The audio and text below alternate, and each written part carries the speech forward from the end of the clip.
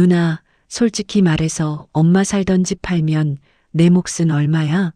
나 지금 사업 자금이 너무 급해서 그래. 누나도 알잖아. 나 그동안 사업 말아먹고 얼마나 힘들게 살았는지. 그러니까 이제 누나가 나 좀 살려줘야지. 어머니의 영정사진 앞에서 곡소리가 채 먹기도 전이었습니다. 상복도 제대로 갖춰 입지 않고 나타난 남동생 진수가 내민 것은 따뜻한 위로가 아니었습니다. 녀석의 손엔 번들거리는 스마트폰 계산기가 들려 있었죠. 10년 넘게 부모님께 얼굴 한 번 안 비치고 요양원비 한 푼 보태지 않던 녀석이 이제 와서 자식이랍시고 상속 지분을 요구하고 나선 겁니다. 진수야, 너 지금 이 자리에서 그게 할 소리니? 너 10년 동안 엄마 얼굴 한 번이라도 제대로 본 적 있어? 엄마가 너 보고 싶어서 눈 감는 순간까지 내 이름만 부르다 가셨는데 어떻게 이 자리에서 돈 얘기가 먼저 나와? 제 목소리는 가늘게 떨렸습니다. 분노인지 슬픔인지 모를 뜨거운 것이 목구멍까지 차올랐어요. 하지만 녀석은 눈 하나 깜짝하지 않았습니다. 오히려 적반하장으로 눈을 부라리며 소리를 지르더군요. 정리할 건 얼른 정리해야 할 거 아냐. 그리고 나도 자식인데 왜 내가 돈 얘기를 못해? 누나가 엄마 옆에 좀 있었다고 그 재산 다 꿀꺽 하고 싶은가 보지. 무조건 똑같이 나눠. 법대로 하자고 법대로. 그때 깨달았습니다. 이 싸움은 이제 시작이라는 것을요. 10년의 세월, 내가 흘린 눈물과 땀, 그리고 무너져 내렸던 내 가정의 대가를 저 탐욕스러운 손에 결코 넘겨줄 수 없다는 사실을 말입니다. 시작은 12년 전 어느 시린 겨울날이었습니다. 정정하시던 아버지가 갑자기 뇌졸중으로 쓰러지시고 뒤이어 어머니마저 충격으로 치매 판정을 받으셨을 때 제 세상은 조각조각 무너져 내렸습니다. 남편과 며칠 밤을 새우며 고민한 끝에 부모님을 요양원에 모시기로 했죠. 당시 사업을 한답시고 외제차를 끌고 다니며 큰 소리치던 동생 진수는 제 전화를 받자마자 딱 잘라 말했습니다. 누나, 나 지금 투자금 묶여서 상황 안 좋은 거 알잖아. 이번 고비만 넘기면 내가 부모님 다 책임질게. 일단은 누나가 좀 해줘. 누나 형편이 그 정도는 되잖아. 그 일단이 10년이 될 줄은 꿈에도 몰랐습니다. 매달 꼬박꼬박 빠져나가는 요양원 비용과 병원비, 그리고 기저귀값까지. 처음엔 150만 원이었던 비용이 간병비가 오르며 한 달에 250만 원, 때로는 300만 원이 넘는 거액이 되어 제 어깨를 짓눌렀어요. 남편 은퇴 자금 쪼개랴, 뒤늦게 대학 간 애들 등록금 보태랴, 제 속은 날마다 새까맣게 타들어갔습니다. 시큼한 소독약 냄새와 노인들의 신음소리가 진동하는 요양원 복도를 지날 때마다 제 발목에는 눈에 보이지 않는 무거운 모래주머니가 채워진 기분이었습니다. 어머니는 제 손을 꼭 잡고 창밖만 바라보며 우리 막내 아들 진수는 언제 오냐? 걔가 좋아하는 고기 좀 사다 줘야 하는데. 라며 허공에 헛손질을 하셨죠. 그때마다 제 가슴은 날카로운 칼로 난도질 당하는 것 같았습니다. 진수에게 전화를 걸면 언제나 똑같은 패턴이었습니다. 누나, 나 지금 미팅 중이야. 나중에 전화해. 혹은 나 진짜 죽지 못해 살고 있어. 누나는 돈동거리는 소리 좀 그만해. 질리지도 않아? 라며 오히려 화를 냈죠. 하지만 수화기 너머로 들려오던 경쾌한 골프장 배경 소음과 사람들의 웃음소리를 제가 모를 리 없었습니다. 저는 눈을 감고 입술을 깨물며 전화를 끊었습니다. 손끝이 파들파들 떨릴 때마다 제가 한 일이 있습니다. 바로 통장 정리였습니다.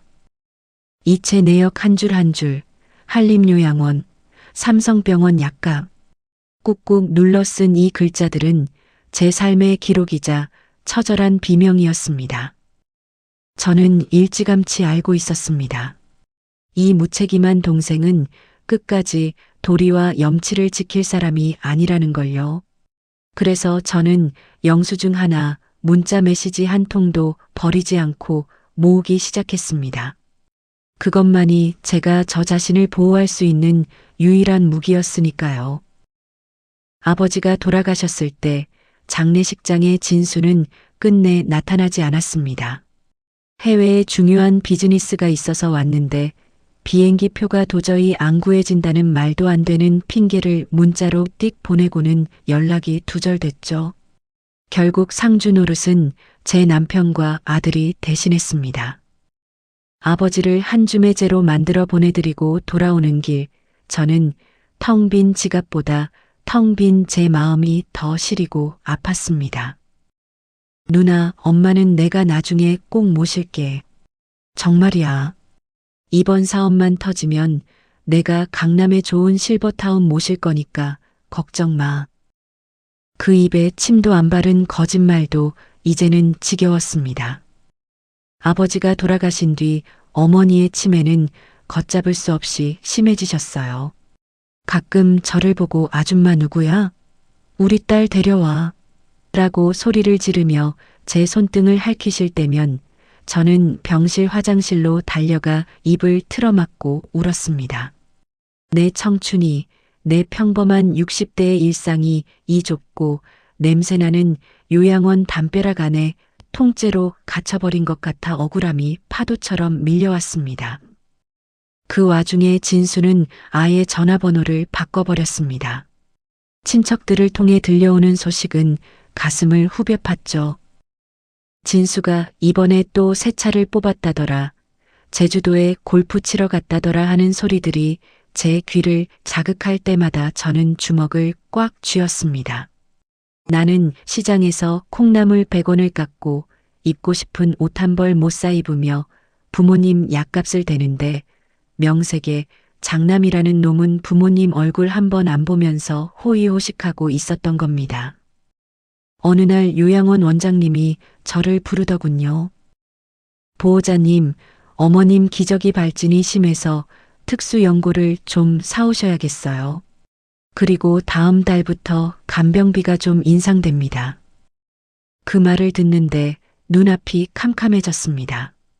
통장 잔고는 바닥을 보이고 있었고 남편에게는 더 이상 미안해서 입이 떨어지지 않았거든요. 저는 그날 밤 파일 하나를 펼쳤습니다. 10년간의 요양원 영수증, 간병인 송금 내역, 병원 진료비 영수증, 그리고 진수와 주고받았던 돈 없다. 나중에 주겠다는 가증스러운 카카오톡 메시지들을 전부 출력해서 날짜별로 정리했습니다. 누군가는 가족끼리 너무 계산적이라고 손가락질할지 모릅니다. 하지만 이건 제 생존의 기록이었습니다. 내 가정을 지키고 헌신짝처럼 버려진 내 노력의 가치를 증명하기 위한 최후의 방어선이었죠. 어머니의 숨소리가 거칠어질수록 저는 마음을 더 독하게 먹었습니다. 슬퍼할 겨를도 없이 저는 다가올 전쟁을 준비하고 있었습니다. 지난달 마침내 어머니가 조용히 눈을 감으셨다는 연락을 받았습니다. 10년의 투병 끝에 찾아온 이별이었죠. 그런데 이상하게도 눈물이 나오지 않았습니다. 슬픔보다 먼저 밀려온 건 섬뜩하리만큼 차가운 냉정함이었어요.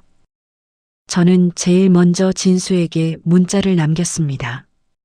엄마 돌아가셨다. 장례식장으로 와라. 이번에도 안 오면 넌 사람도 아니다. 놀랍게도 진수는 부고를 보낸 지 2시간 만에 나타났습니다. 검은 고급 양복을 빼입고 제법 슬픈 표정을 지으며 제 앞에 오더니 통곡을 하더군요. 어머니, 이 불효자를 두고 어떻게 가셨습니까? 라며 바닥을 치는 그 연기에 조문객들은 아이고, 저 아들이 막내인가 본데 정말 효자네라며 수군거렸습니다. 그 꼴을 보는데 속에서 구역질이 올라왔습니다. 10년 동안 단 한 번도 찾아오지 않던 놈이 사람들 앞에서는 세상 둘도 없는 효자 흉내를 내며 제 슬픔을 가로채고 있었으니까요. 발인이 끝나고 장지의 어머니를 모신 직후였습니다. 흙먼지도 채 가라앉지 않은 그 자리에서 진수가 본색을 드러냈습니다. 제 남편과 친척들이 다 있는 자리에서 당당하게 입을 열더군요. 누나, 이제 정산해야지? 엄마 살던 집 요새 재개발 소식 들리니까 시세가 6억은 나오겠더라고. 법적으로 자식은 반반이니까 3억은 내 통장으로 바로 싸줘. 나 지금 사업 확장 때문에 급전이 필요하거든. 순간 머릿속에서 뭔가가 끊어지는 강렬한 통증이 느껴졌습니다. 주위 친척들이 당황해서 서로 눈치를 봤지만 녀석은 아랑곳하지 않았습니다. 오히려 내가 누나 고생한 거 아니까 수고비조로 몇 천만 원은 떼줄 용의가 있어. 어때? 나도 양심은 있는 놈이라고. 라며 인심 쓰듯 말하더군요. 이런 진짜 짐승만도 못한 놈 같으니라고. 네가 10년 동안 엄마를 위해 쓴 돈이 단 돈 10원이라도 있으면 가져와봐. 네가 엄마 기저귀 한번 갈아봤니? 목욕 한번 시켜드려 봤어? 그 돈은 네 돈이 아니라 내 피눈물이야. 제 호통에 진수는 얼굴을 시뻘겋게 붉히며 소리를 질렀습니다. 누나, 법이 우스워? 부양 의무는 자식이면 당연히 하는 거지. 그걸 돈으로 환산해? 상속은 상속이고 부양은 부양이야. 내가 변호사한테 물어보니까 나도 무조건 받을 수 있다고 했어. 누나가 다 독차지하려고 하면 나도 가만 안 있어. 그는 이미 치밀하게 준비해온 듯 했습니다. 돈 앞에서는 부모의 죽음도 누나와의 인연도 아무런 의미가 없었던 것이죠. 저는 그를 빤히 쳐다보며 가방 안의 파일을 꽉 쥐었습니다. 그래, 너는 법을 참 좋아하는구나. 그럼 어디 한번 끝까지 가보자. 나도 더 이상 너를 내 동생으로 생각하지 않을 테니까. 석 달 뒤 우리는 차가운 법정 의자에 마주 앉았습니다. 진수는 의기양양한 표정으로 비싼 수임료를 준 게 분명해 보이는 변호사를 대동했더군요. 그의 변호사는 아주 유창한 논리로 저를 공격했습니다. 부모 자식 간의 부양은 민법상 당연한 도리이며 청구인인 누나 박정옥 씨가 지출한 비용은 가족 간의 애정에 기반한 자발적 기여일 뿐 이를 근거로 법적 상속분을 침해할 수 없습니다라고 주장했습니다. 진수는 옆에서 고개를 끄덕이며 불쌍한 척 연기를 했습니다. 자신이 그동안 얼마나 경제적으로 힘들었는지 마음만은 늘 어머니 곁에 있었지만 상황이 여의치 않았을 뿐이라며 뻔뻔한 거짓말을 늘어놓았습니다. 판사님조차 처음에는 그저 흔한 유산 싸움인 듯 무심한 표정으로 서류를 넘기고 있었죠. 드디어 제 차례가 되었습니다. 저는 떨리는 손으로 법대에 두꺼운 파일 뭉치 3권을 쾅 하고 올렸습니다. 법정 안에 둔탁한 소리가 울려 퍼졌습니다. 판사님, 여기 10년간의 기록이 있습니다. 단 한 달도 빠짐없이 제가 입금한 요양원비 1억 5천만 원, 3차례의 큰 수술비와 약값 5천만 원, 가리고 어머니의 간병비와 기저귀가 하다못해 간식비 하나까지 적힌 가계부와 영수증입니다. 저는 말을 이어갔습니다. 목소리는 더 이상 떨리지 않았습니다. 그동안 남동생에게 수십 번, 아니 수백 번 도움을 요청했습니다. 하지만 돌아온 건 돈 없다는 무시와 연락 두절뿐이었습니다. 여기 동생이 새 차를 뽑았다고 자랑하며 제 연락을 피했던 기록, 해외 여행지에서 찍어 올린 SNS 사진들, 그리고 제가 돈 얘기를 꺼내자마자 보낸 입에 담지 못할 욕설이 담긴 문자 메시지들입니다. 판사님, 이게 과연 통상적인 부양의 수준입니까?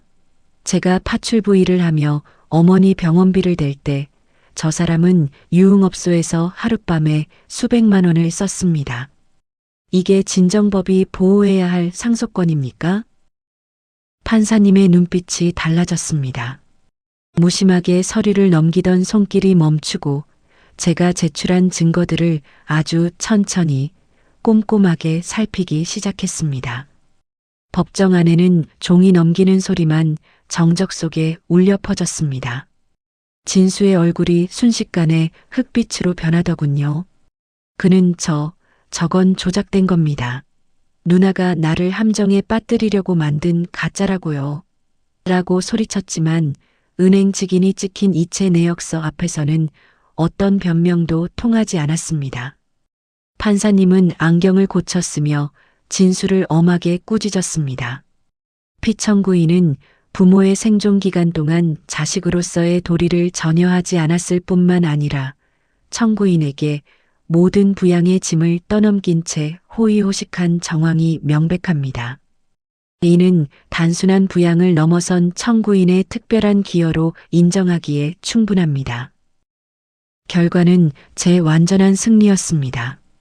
법원은 제가 부모님을 위해 지출한 모든 비용을 기여분으로 인정했습니다. 상속 재산 6억 원 중 제가 기여분으로 인정받은 금액과 그동안 진수가 부담했어야 할 과거 부양료 청구분을 합산하니 진수가 가져갈 수 있는 돈은 단 한 푼도 남지 않았습니다. 오히려 그동안 제가 낸 돈의 절반을 저에게 토해내야 할 판이었죠. 상속 재산 전액을 청구인에게 귀속하며 피청구인의 지분 요구를 기각한다. 판결봉 소리가 3번 울렸습니다. 탕, 탕, 탕. 그 소리는 10년 묵은 제 체증을 단번에 내려보내는 축복의 종소리였고 불효자에 대한 엄중한 심판의 소리였습니다. 법정을 나오자마자 진수가 제 팔을 거칠게 붙잡았습니다. 녀석의 눈은 이미 광기로 번들거리고 있었죠. 누나, 정말 이럴 거야? 나 진짜 이 돈 없으면 죽어. 사채업자들이 집까지 찾아온다고. 누나가 사람이야? 동생 죽는 꼴 보고 싶어서 환장했어? 그는 끝까지 반성이 없었습니다. 저를 원망하고 세상을 원망하며 어떻게든 제 주머니에서 돈을 빼앗을 생각뿐이었죠. 저는 그런 그의 손을 차갑게, 아주 차갑게 뿌리쳤습니다. 10년 전 요양원 복도에서 전화를 붙잡고 울던 약한 누나는 더 이상 그 자리에 없었습니다. 진수야, 너는 빈손으로 온 게 아니야. 너는 10년 전부터 이미 내 몫을 다 써버렸어. 부모님의 사랑, 누나의 신뢰, 그리고 내가 가졌어야 할 최소한의 양심까지. 너는 그 모든 걸 돈과 맞바꿔버린 거야. 이제 내가 저지른 일에 책임을 져. 그게 엄마가 너에게 주는 마지막 교훈일 거다. 저는 뒤도 돌아보지 않고 법원 계단을 내려왔습니다. 등 뒤에서 들려오는 진수의 비명과 욕설은 이제 바람소리처럼 공허하게만 들렸습니다. 하늘을 올려다보니 눈부시게 푸른 태양이 저를 비추고 있더군요. 10년 넘게 제 어깨를 짓누르던 그 무거운 바위 덩어리가 비로소 가루가 되어 사라진 기분이었습니다. 집에 돌아와 어머니의 유품이 담긴 상자를 열었습니다. 그 속에서 아주 낡고 모서리가 해진 사진 한 장이 나왔어요. 어머니가 치매가 심해지기 전까지 머리맡에 두고 보시던 사진. 거기엔 어린 시절의 저와 진수가 환하게 웃고 있었습니다. 어머니는 마지막 순간까지 그 시절의 우리를 기억하고 싶으셨을까요? 저는 그 사진을 가슴에 품고 한참을 울었습니다. 하지만 그 눈물은 예전처럼 슬프거나 억울한 눈물이 아니었습니다. 이제야 정말로 어머니를 편안하게 보내드릴 수 있다는 안도감의 눈물이었죠. 이제 저는 저를 위해 살려고 합니다. 평생 부모님과 자식, 그리고 무책임한 동생을 위해 희생하며 살았던 제 자신에게 선물을 주려고 해요. 남편과 함께 손잡고 가보고 싶었던 여행지도 가고 배우고 싶었던 그림도 시작해 보려 합니다. 제 이야기가 오늘 누군가에게는 큰 위로가, 또 누군가에게는 정신이 번쩍 드는 경종이 되었길 바랍니다. 긴 이야기 끝까지 들어주셔서 정말 감사합니다.